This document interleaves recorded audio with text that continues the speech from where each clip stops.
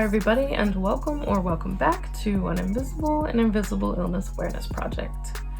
As promised, I'm finally getting to the Twitter thread that basically inspired this entire video series. So I mentioned the original tweet in the last video, which was hot take. A lot of the progress and activism in the ME community is based on white feminism, and it's for middle-class, cis, straight, white women only. So I wanted to share with you guys some of the responses to this tweet. First, we have one person says, we really need intersectional feminism. It's so important to see that what affects white people is always going to be worse for people who are marginalized in other ways. I don't get why people think that hardship negates privilege, or if you're in just one marginalized group, it doesn't mean you don't have privilege in other ways. This is a very important point. You get a lot of people saying, my life is absolute shit, don't talk to me about privilege. But saying you have privilege doesn't mean that your life is all roses. It means that something like your sex or skin color or whatever is not the reason your life is shit. Or, if your life is shit, you don't have that on top of it, compounding it, making the problem that much worse and that much more difficult to overcome. Someone else responded, great points here. As a white woman, I had to find a family friend after 7 years who's white and tithed her money to help that paid well over $2,000 for my diagnosis in the US. Considering the systemic racism and wage gap, women of color experience no accessibility at all. In marketing, the first time I saw women of color with ME was when watching Unrest. Otherwise, it's a bunch of marketing toward white middle-class folks who were once able to save money when well. If you're on Medicaid like I was or belong to a marginalized community, no representation at all. Yes, again, very true. I would say anytime you see representation of people, I want to say with any of these types of chronic illnesses, at least the ones that I have, like ME, MCAS, EOE, anytime a story is shared publicly, it's usually a white woman, maybe a white man. What I really like about ME Action is that the woman that founded it and is also the face of this movement, and who also directed and starred in Unrest, is herself a visible racial minority, which gives a huge amount of visibility to the fact that not everyone with these illnesses is white. But I think she really is pretty much the only one in the spotlight with this illness. I have heard there's another woman who has sort of been like the one person of color who, whenever anybody says, are there any non-white people with this illness, she's the one person they go to, but it's again, she's the only one that they know of. Yeah, so I think ME Action and Unrest definitely hugely improved the situation, but obviously it would be great to have even more. So next person said, I think that's the thing with social media. Marginalized people already knew this from lived experience, but it was not out there until social media became a thing. The original poster replied, yes, I'm grateful I got somewhat of a platform before really trying to tackle this. There have been people to back me up, but also it means I could start this conversation at least. Not to mention there's a record of it now, people can see it. Which is another great point. I think sometimes it feels like a lot of these racial issues, like the police brutality, all of these people, like white people calling the police on black people in their neighborhood for just being in the building or swimming in the pool or standing on the sidewalk or crossing the street or wearing a hoodie or whatever. It wasn't getting the same attention before social media because normal people didn't have the power to spread the message themselves. It's a huge advantage that, in this digital age, not only do we have records of everything, we can also share it with the world, and it can gain a momentum of its own before news outlets decide to take it on. So we don't necessarily have to wait for them to give us the power. But that definitely does not mean that the problem didn't exist beforehand. It was there, we just couldn't prove it and couldn't do anything about it and couldn't share it and get enough attention and enough backing to get a response from the world. Next person comment: I think complaining about fellow feminists is wise. I think doing it based on skin color is absolutely brilliant. This seems to be coming from a man and clearly meant sarcastically. So yeah, we have like the first sort of negative comment of people who don't get it. Just, very dismissive and act as though bringing up the subject itself is divisive, rather than recognizing that there's already a divide that needs to be acknowledged before it can be bridged. Someone else commented, I don't know much about the ME community, but I assume it's similar to the lupus community. It's heavily white woman centered, though lupus is more prevalent in women of color, like 2/3 more prevalent. That always seemed strange to me, which is again another interesting point. The original poster, who I also talked with privately, is in other chronic illness communities and has said that those communities seem to do a lot better than the ME community. But from my experience in the different communities I'm in, the ME community is actually way ahead of the others. So, it does kind of just depend on what circles you're in. Cuckoo, it's me, 2 years in the future. Now that I'm finally editing this video, I realized that I guess I ran out of space and it cut off, so looks like I'm missing like half of it. So here I am to fill in that gap. Someone commented, I'm Latinx and visibly brown. I think my experience has been complex. ME diagnosis took forever. I've heard a doctor state he was tired of immigrants like me in the ER. Have been assumed to be drug seeking / drug addict. Yeah, I've definitely gotten some of that immigrant hostility myself. Someone else comments, well, a white woman is seen as sick. A woman of color is just seen as lazy, faking, trying to steal your tax dollars, drug seeking. When a doctor's bias prevents a diagnosis, the community becomes those who had the means to jump the hoops to get that diagnosis. When I go to a doctor, and especially an ER, I dress for it. Name brand purse and my good jewelry. Because it matters how they see you, and it sucks that I need to even think that way.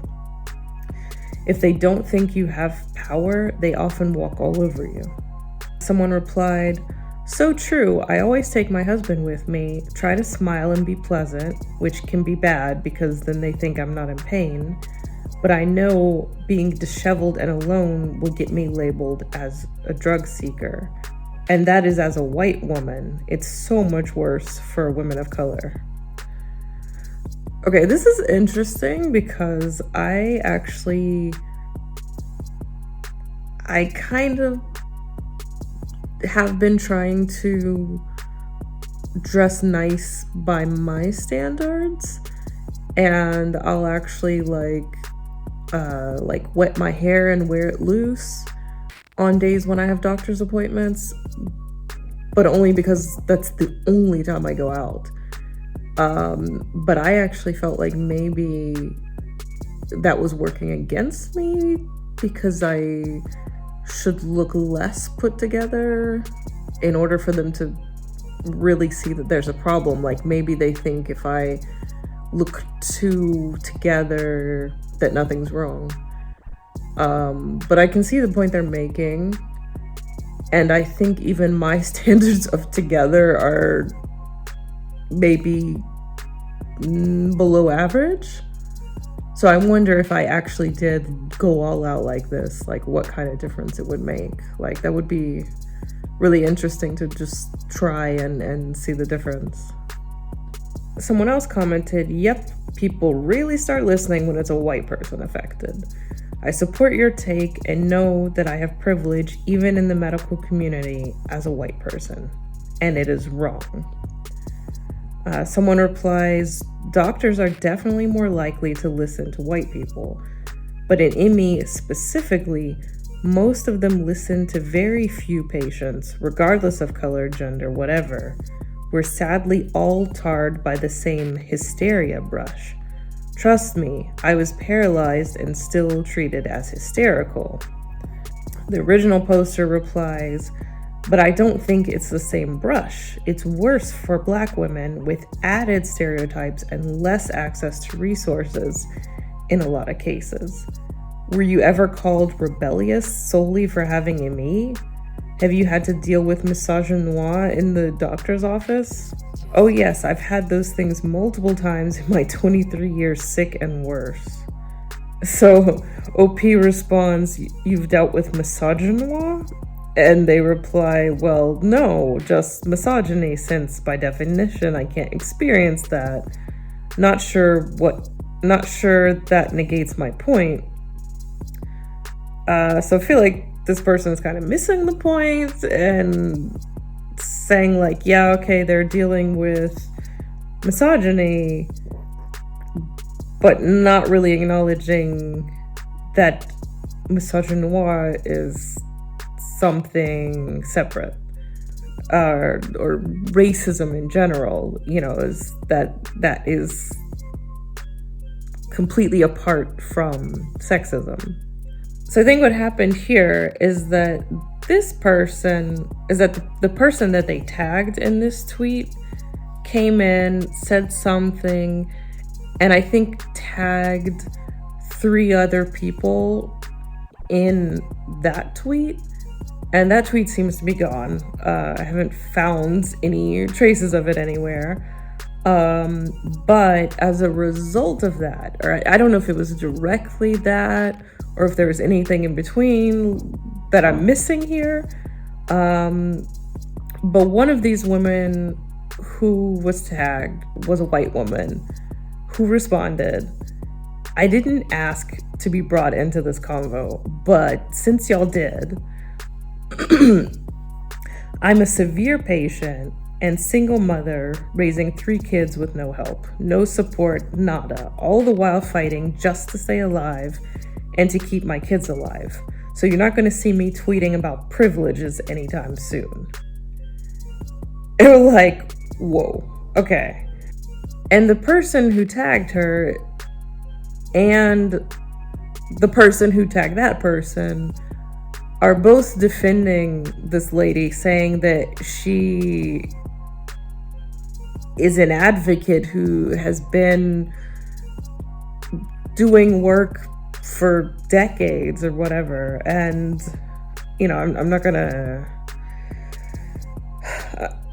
get into reading like every single tweet on this, so this is kind of paraphrasing, a recap. But yeah, then the OP asks, how is she an ally if she can't even understand white privilege? That's incredibly basic. I don't consider someone an ally if they haven't even bothered to learn the basics and plug their ears when they're called out on it instead of listening. And they're still defending her, like, yeah, if any white person understands white privilege, it's her. And it's just like, okay, but that tweet is clearly someone who doesn't get it. So I don't really understand what the disconnect is. Maybe it's just, I don't know, denial that someone you're friends with and trust would say something like that, and that it doesn't really align with who you believe them to be. But that is a harsh reality that people, that we have to deal with, is that, a lot of times people we're friends with have beliefs that we, So there's also a follow-up tweet. This has been calm for a bit, time to stir it up again, I guess. But seriously, I have another point that I feel like I really want to drive home right now.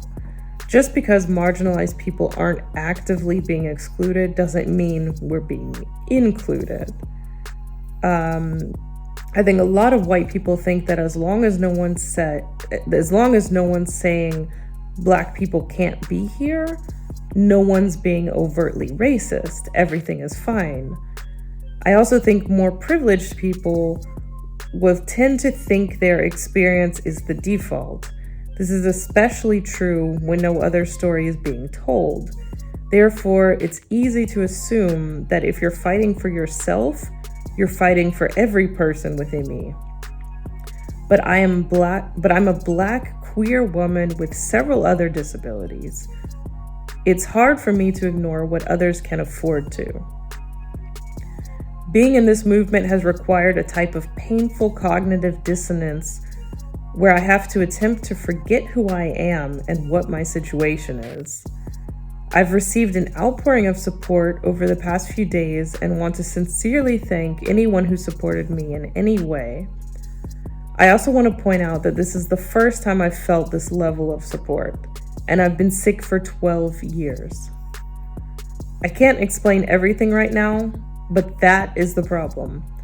The past few years, whatever work I've been able to do for this movement, most of the activism I saw, it wouldn't apply to me at the end of the day. Unrest was the first time I'd seen a Black person with ME represented in the media. And even though Jen and I live in wildly different contexts, I could have jumped for joy. I almost didn't realize how starved I was for representation until that point. I was and am so proud of that. And I don't know how to convey all these feelings to white people. I don't know how to explain how being queer in this movement feels to straight people.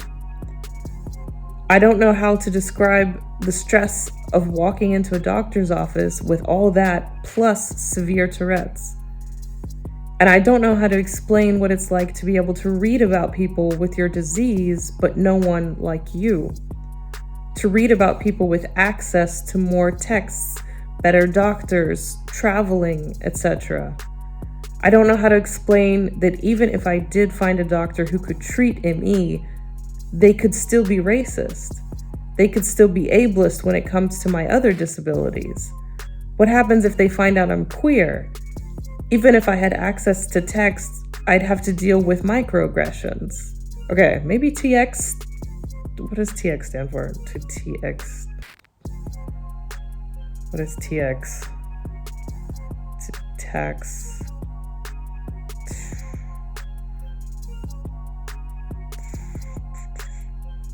Oh, therapy?